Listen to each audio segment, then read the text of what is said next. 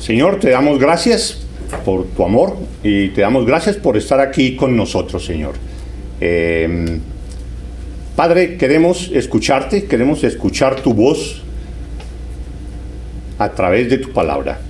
Enséñanos, Señor, muéstranos cuán grande es tu amor para con nosotros y todo lo que hiciste. Muéstranos, Señor, todo lo que hiciste a través de tu Hijo, Cristo Jesús.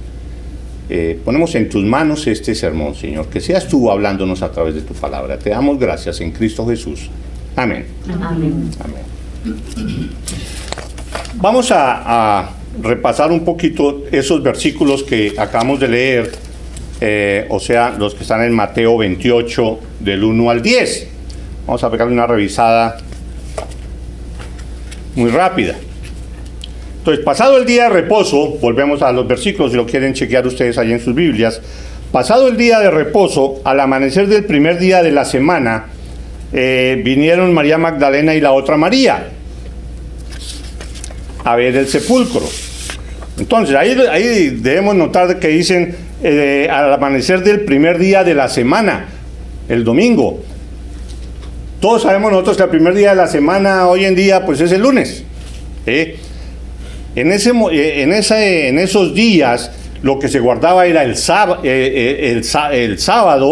y el primer día de la semana era el día siguiente, o sea, el domingo. Pero a raíz precisamente de la resurrección de Jesús el domingo, todo eso cambió y el día de guardar, el día santo, el día de adorar a Dios, fue el día en que se celebraba la resurrección, que fue en domingo. Por eso cambió a domingo y por eso estamos reunidos aquí en domingo. Dice acá que vinieron María Magdalena y la otra María. Al leer los otros 3 evangelios, dicen que hubo más Marías, más mujeres haciendo esta misma labor, que se pusieron de acuerdo para ir al sepulcro y ponerle fragancia al cuerpo de Cristo, que era la costumbre que se tenía allí, ¿sí?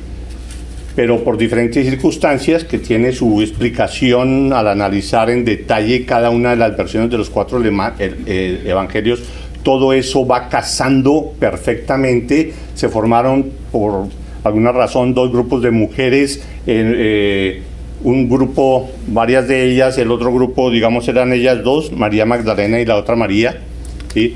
Entonces tienen como visiones diferentes, momentos diferentes en su ida al sepulcro.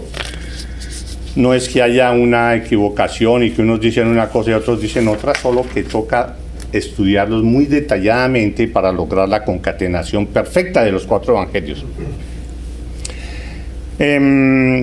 Entonces dice que vinieron María Magdalena y la otra María, o sea, solo 2 mujeres, a ver al sepulcro. Y hubo un gran terremoto, porque un ángel del Señor descendiendo del cielo y llegando removió la piedra y se sentó sobre ella.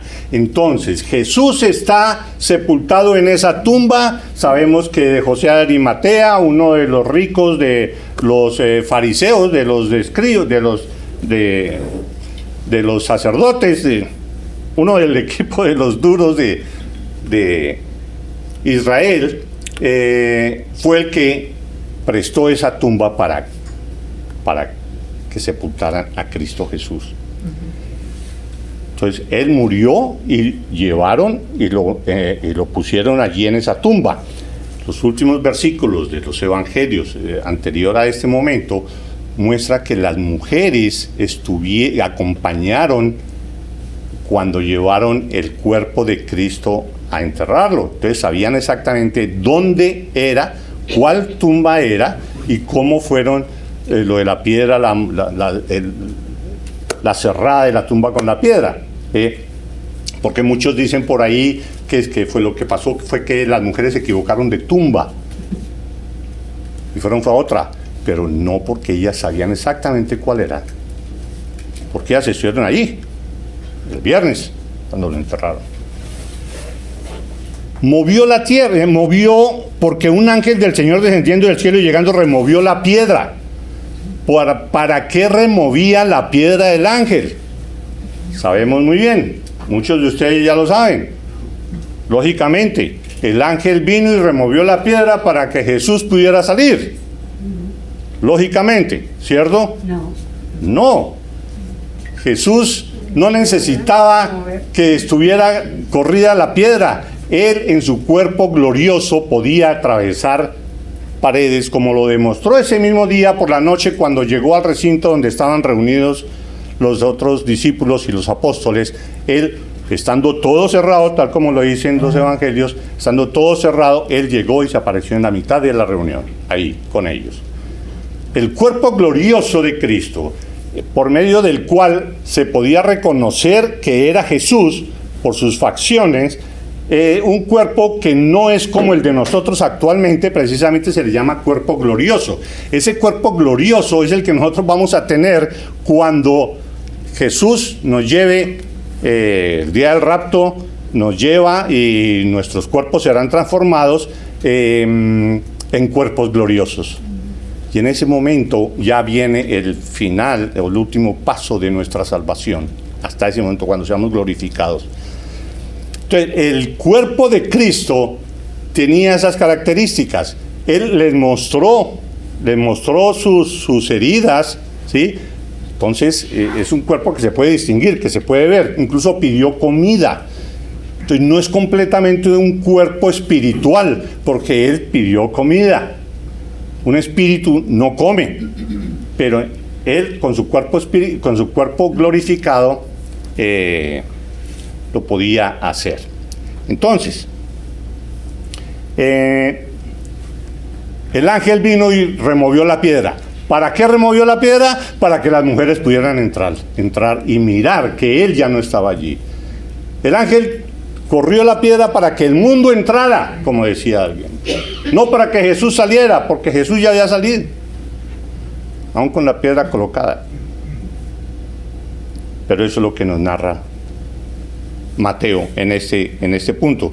Y llegando removió la piedra y se sentó sobre ella.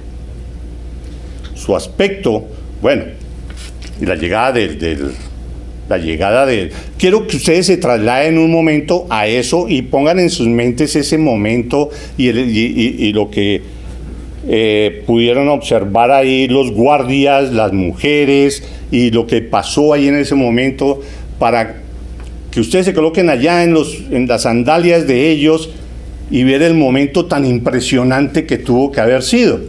Tembló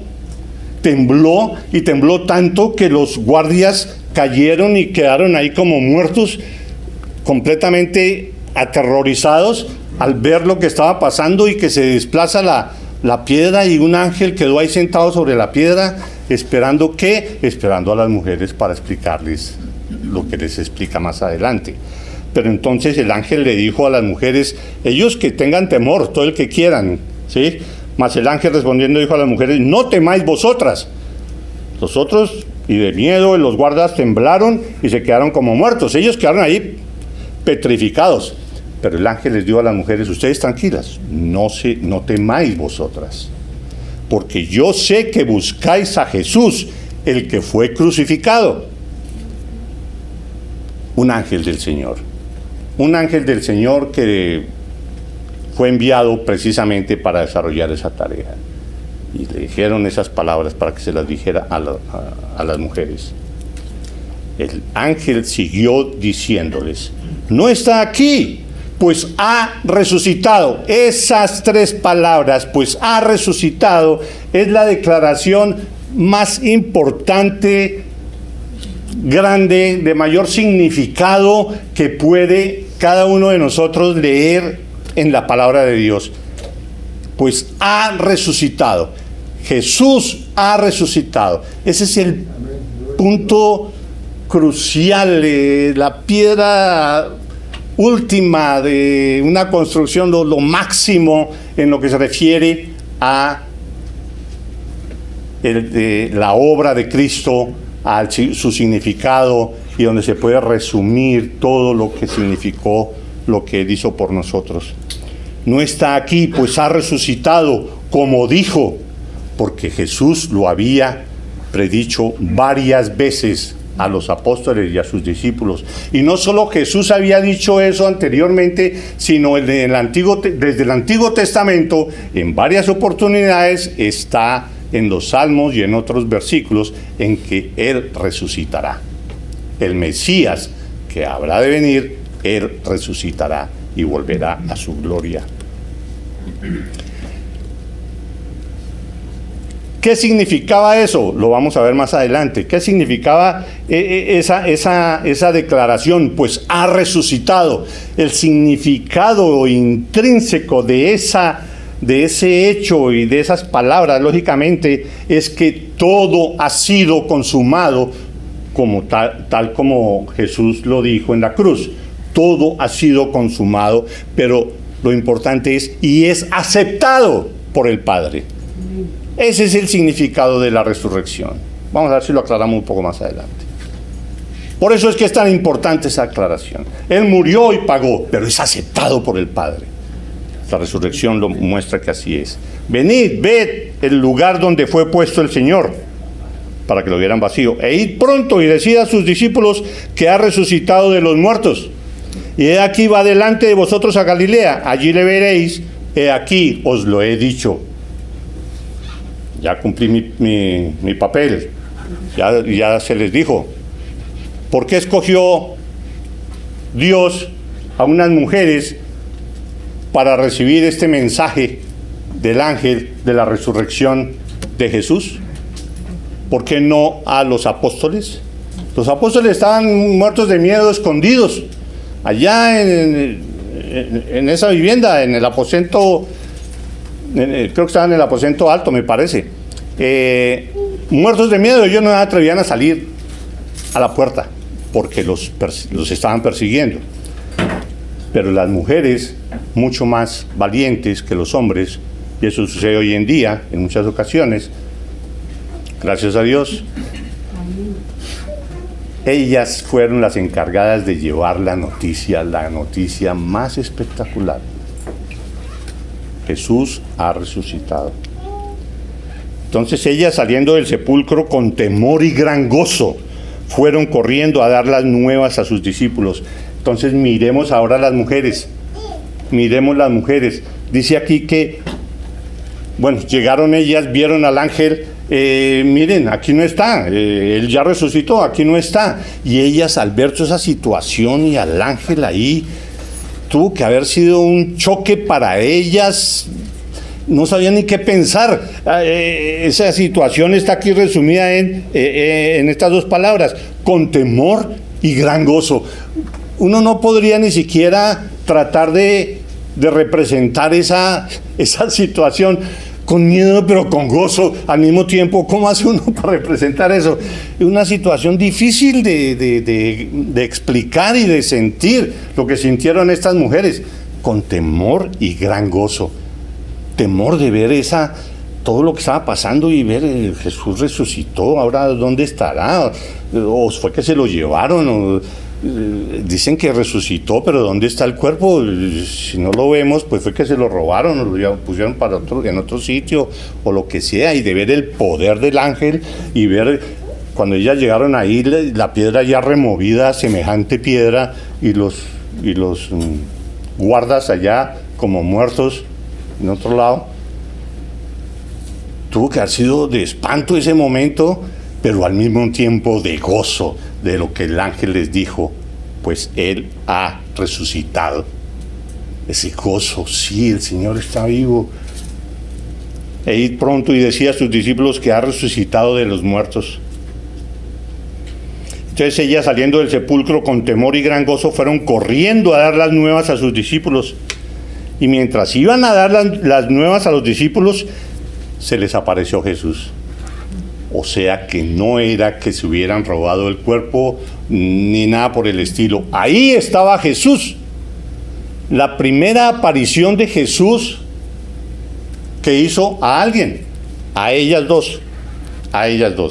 Jesús les salió al encuentro diciendo: salve. ¿Cómo sería la impresión de ellas de ver ahí a Jesús, a su maestro, vivo? Tuvo que haber sido un impacto muy grande, muy grande. Y ellas, acercándose, abrazaron sus pies y le adoraron.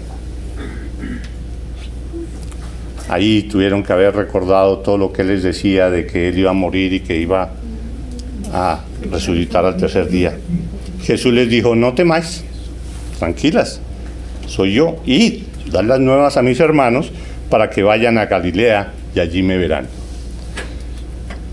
En otro evangelio, cuando se habla sobre este momento, se dice: id, dad las noticias a mis hermanos, dad las noticias a los otros apóstoles y a Pedro, les dice el ángel. Aquí no está relatado así, pero en el otro aclara: y a Pedro, para que vayan a Galilea y allí me verán. ¿Se imaginan cuando ellas fueron allá, a donde estaban el resto de discípulos, y les dice: esto pasó, y cuentan todo el episodio, y el ángel nos dijo que se lo contáramos a ustedes y a Pedro? ¿Se imaginan a Pedro? ¿What? ¿Cómo? ¿Por qué a mí específicamente? Al mismo tiempo el mismo momento de gozo porque Jesús estaba vivo, resucitado, pero de temor. Yo la embarré, yo cometí un error, lo negué, y ahora él me manda razón de que a mí también, ¿qué me irá a hacer? ¿Qué irá a pasar? No, yo me cambio de grupo, lo que sea, no sé. Pero tuvo que hacer una impresión bastante especial la de Pedro cuando recibió la noticia de lo que mandó decir el ángel. Y pues lógico, Jesús quería que Pedro cuando estuviera ellos allá, que no se fuera a sentir relegado porque lo había negado 3 veces anteriormente, y se podía sentir fuera de foco. No, vaya usted también, tranquilo, no se preocupe. Era el ánimo de Jesús, el amor de Jesús. No, tranquilo, no ha pasado nada. Entonces, el mismo sentir de Pedro, temor y gozo. Entonces, ese es todo el episodio que nos muestra aquí Mateo. La resurrección de Cristo es el hecho central de la historia redentora de Dios. Algunos dicen que la resurrección es la piedra angular de la fe cristiana. Todo lo que somos, tenemos y esperamos se basa en la realidad de la resurrección. El cristianismo no existiría si no hubiera existido la resurrección. No estaríamos aquí reunidos. No habría ninguna esperanza. Nuestros pecados, si Él no hubiera resucitado, nuestros pecados no podrían haber sido perdonados. La justificación habría quedado incompleta. La resurrección es lo que completa el ciclo, aunque el ciclo se completa totalmente cuando lleguemos a la gloria, ¿sí? Cuando seamos glorificados, se completa todo el ciclo de la salvación, pero lo que es la justificación se completa con la resurrección de Jesús. El mensaje de Dios a la humanidad siempre ha sido un mensaje de esperanza, siempre. Él ha tratado de dar esperanza y propósito de vida a la humanidad, un mensaje de que la muerte es una puerta que lleva a la eternidad con Dios, y de que la muerte es una puerta que lleva al sufrimiento eterno, al infierno eterno. Depende de nosotros donde estemos. Creemos en Cristo y lo hemos aceptado como nuestro Señor y Salvador, y entonces la muerte no nos debe preocupar para nada, porque si nos llega es una puerta para entrar a la eternidad, a la presencia de Dios, y estaremos gozosos. Pero hay de aquel que no sea creyente en Cristo, porque la muerte es la puerta para el infierno eterno. Así lo planeó Dios, así es lo que dice su palabra. En la Biblia encontramos este mensaje de la resurrección en varios pasajes del Antiguo Testamento. Y en el Nuevo también, refiriéndose al Antiguo Testamento. En Hebreos 11:19 dice que Dios es poderoso para levantar aún de entre los muertos. Eso fue lo que dijo Abraham cuando estaba en el episodio del sacrificio de Isaac. Dios es poderoso para levantar aún de entre los muertos. Fue lo que pensó y lo que lo que supo Abraham cuando Dios le ordenó de que sacrificara a su hijo. Dijo, ok, yo lo voy a sacrificar porque yo sé que Dios es poderoso para levantar a uno entre los muertos.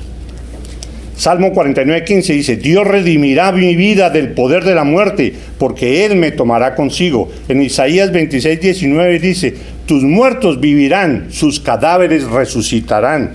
En Job 19:25 y 26 dice, yo sé que mi Redentor vive. Y eso lo dice Job 700 años o 1000 años antes de la venida de Cristo. Yo sé que mi Redentor vive y al fin se levantará sobre el polvo. Y después de deshecha esta mi piel, en mi carne he de ver a Dios. Sabía que el Mesías iba a resucitar y que Él también iba a ser glorificado. Entonces, esas y muchas otras citas son las que confirman las promesas de Dios al pueblo, a su pueblo, a lo largo de toda la historia.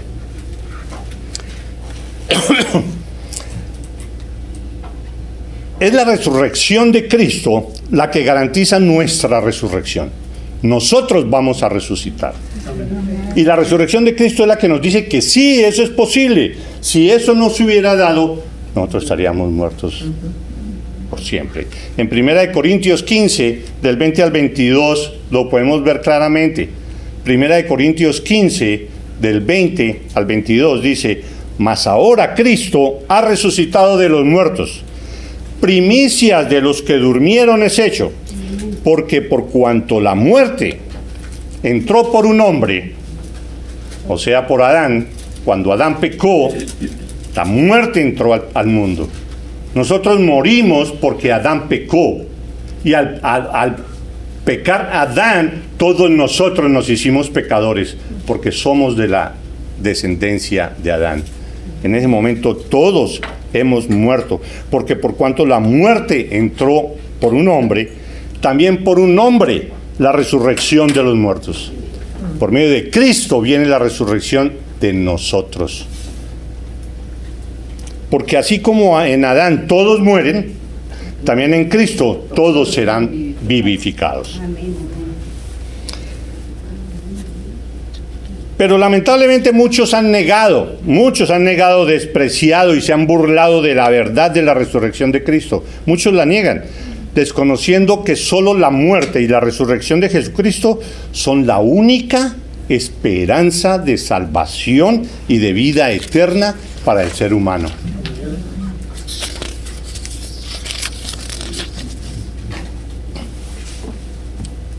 Sin la resurrección no hay fe cristiana.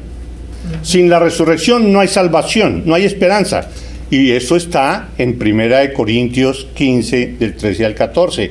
Si ustedes quieren saber mucho más del significado de la resurrección, de todo lo que implica, todo lo que significa ese proceso de la resurrección, lo pueden ver en 1 Corintios capítulo 15. Ahí está el mejor tratado sobre la resurrección. Ustedes muy bien saben que los evangelios muestran todos los hechos y la historia de cómo sucedieron las cosas de la vida de Cristo, su muerte, su resurrección y todo esto, pero la explicación, el significado de cada una de las cosas que hizo Cristo está en todas las demás epístolas y cartas que hay en el Nuevo Testamento. En 1 Corintios 15, 13 y 14 dice, si no hay resurrección de muertos, tampoco Cristo resucitó. Y si Cristo no resucitó, vana es entonces nuestra predicación, vana es también nuestra fe.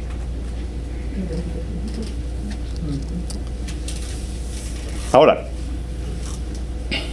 ¿por qué es tan importante? Para entender un poco mejor el significado de la resurrección, podemos poner como este ejemplo. Es como cuando se presenta un examen en la escuela, ¿sí? Presentamos un examen, le entregamos la hoja de nuestro examen al profesor, al maestro. Todavía no sabemos, no sabemos qué nota me va a poner el maestro. Yo no sé si esto está aceptado, yo no sé si esto está completamente correcto, no sé si él acepte mi respuesta. Yo puse ahí lo que sabía y lo que yo tenía que hacer, creo que lo hice, ahí está. Yo obedecí todo, ahí está.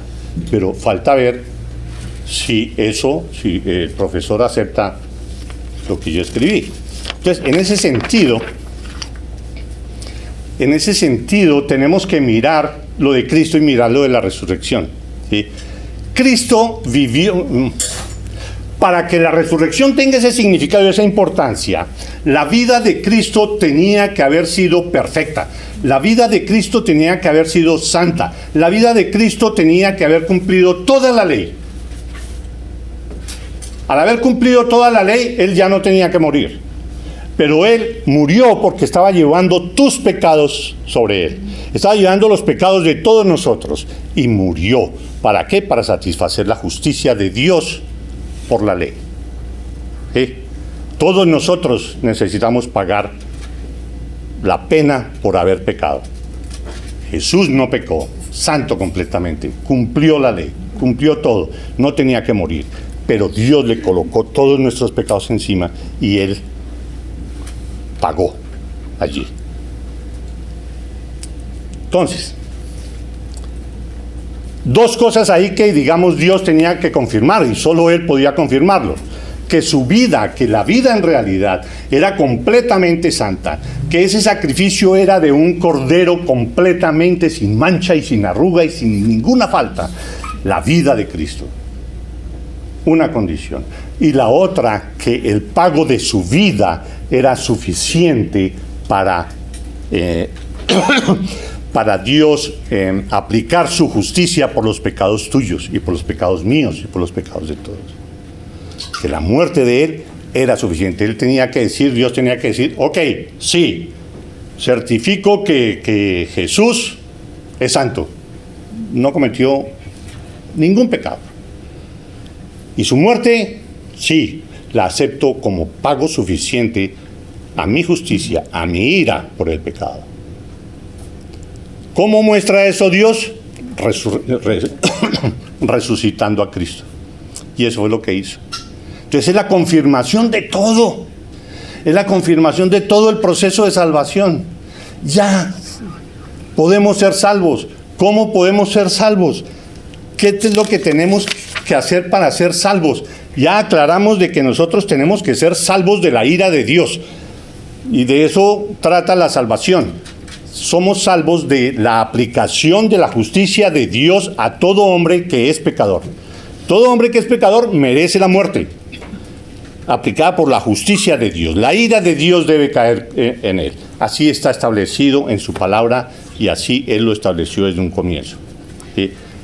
Cada quien debe pagar por su pecado.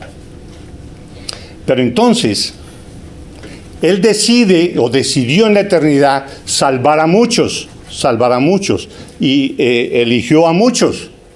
Él no tenía que salvar a nadie. Si Él es justo completamente, tenía que matar a todo el mundo. La paga del pecado es muerte, todos deben morir. Pero Él en su gracia decidió salvar a muchos. Pero tenía que aplicar la justicia. Él no puede dejar de aplicar la justicia, entonces la aplicó en Cristo Jesús. Aplicó su justicia en Cristo Jesús. Pero para que yo pueda formar parte de esa salvación que Dios mismo está haciendo de su misma ira, eligiendo a muchos para que tengan vida eterna y no la condenación eterna, para yo poderme conectar a eso necesito tener fe. ¿Fe en qué? Fe en Cristo Jesús. Fe en Cristo Jesús, fe en creer en que Cristo es el Hijo de Dios. Que Cristo vino, se encarnó, siendo la segunda persona de la Trinidad, vino, se encarnó, vivió una vida santa y pagó por mis pecados en la cruz. Y que yo me siento completamente indigno de pertenecer al reino de Dios. Cuando yo me sienta completamente indigno de entrar al reino de Dios por mis pecados y que en realidad reconozca que soy pecador y mis pecados no merecen ningún otro tratamiento sino el castigo, cuando yo me sienta así de indigno, es cuando tengo derecho a entrar al reino de Dios. Es cuando Él me da el derecho. Es cuando Él me da esa fe. Es cuando Él me da esa nueva vida y puedo llegar a la salvación. Solo en ese momento, cuando yo me sienta indigno de entrar allá, es cuando puedo entrar. Suena como paradójico, pero así es. Entonces, hermanos, si nosotros queremos asegurar nuestra salvación, si alguno tiene duda de que cuando muera va a ir a vivir eternamente con Dios, hermano, este es el momento, y el momento es hoy, para que dediques tu vida al Señor, reconozcas que eres un pecador, que tú no mereces estar allá, que tú no mereces ese amor de Cristo Jesús, y en ese momento Él te dará la fe para que tú reconozcas a Cristo Jesús como tu Señor y como tu Salvador. Y Él obrará en ti. Depende de ti. ¿Quieres creer en Cristo Jesús? ¿Quieres someterte a Cristo? ¿Quieres arrepentirte y volver tus ojos a Cristo? Depende de ti. Te aconsejo que tomes esa determinación lo antes posible. Y eso lo puedes hacer tú individualmente. Habla con Dios. Dile todo lo que sientes. Muéstrale tu arrepentimiento y Él hará. Ese es el mensaje y el significado de la resurrección. Vamos a orar. Te damos gracias, Padre del cielo, por tu palabra. Gracias porque por medio de ella sabemos el significado de la obra completa de Cristo Jesús. Gracias por Él, Padre Santísimo. Gracias por la salvación que tú nos das a través de su muerte y de su resurrección. Padre del cielo, ponemos en tus manos la vida de cada uno de los que estamos aquí presentes, Señor, para que tú obres, nos transformes, Señor, nos sigas transformando. Y a los que no son salvos todavía, Padre, que tú toques su corazón y también que los aceptes en tu familia si ellos deciden creer en ti. Te damos gracias, Señor, en Cristo Jesús. Amén. Amén. Amén.